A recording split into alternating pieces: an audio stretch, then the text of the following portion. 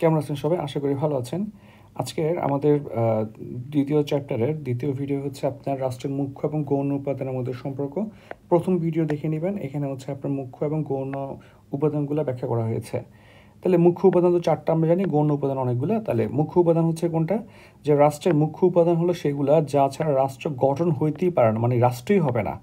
রাষ্ট্র হইতে যেগুলো লাগবে সেগুলো হচ্ছে মুখ্য উপাদান, মানে ম্যান্ডেটরি। যেমন ভূখণ্ড, জনসমষ্টি, সরকার, সাধারণত ৪টা। আর গৌণ উপাদান হচ্ছে যেগুলো ছাড়া রাষ্ট্র স্বাভাবিকভাবে চলতে পারে, হয়তো স্মুথলি রান করবে না, কোনো সমস্যা হবে, কিন্তু রাষ্ট্র ওর যে বৈশিষ্ট্য ওই ৪টা থাকলেই সে রাষ্ট্র হিসেবে পরিগণিত হবে।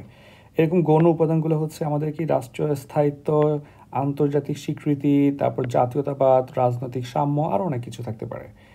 দেখেন, রাষ্ট্রের মুখ্য উপাদানগুলোর মধ্যে মানে সার্বভৌমত্ব হলো রাষ্ট্রের চরম, মানে অবিভাজ্য একটা ক্ষমতা। কিন্তু গৌণ উপাদানগুলোর মধ্যে এরকম সার্বভৌমত্বের মতো এরকম কোনো ধরনের মানে একদম চরম ক্ষমতা বলতে কিছু নাই। রাষ্ট্রের মুখ্য উপাদানগুলো থেকে গৌণ উপাদানের উৎপত্তি, মানে এগুলো থেকেই গৌণ উপাদানের উৎপত্তি। আর গৌণ যে উপাদানগুলো আছে সেগুলো হচ্ছে মুখ্য উপাদানগুলোর কার্যক্রমকে সহায়ক এবং সম্পূরক ভূমিকা পালন করে। এগুলো থাকলে হচ্ছে ফাংশন করতে ইজি হয়। ঠিক আছে, এটাই, আর কিছু না। তাহলে আশা করি বুঝতে পারছেন। আমার মনে হচ্ছে যে এখন এই টাইপের কোশ্চেনগুলো বেশি আসার সুযোগ আছে আর কি। ধন্যবাদ সবাই।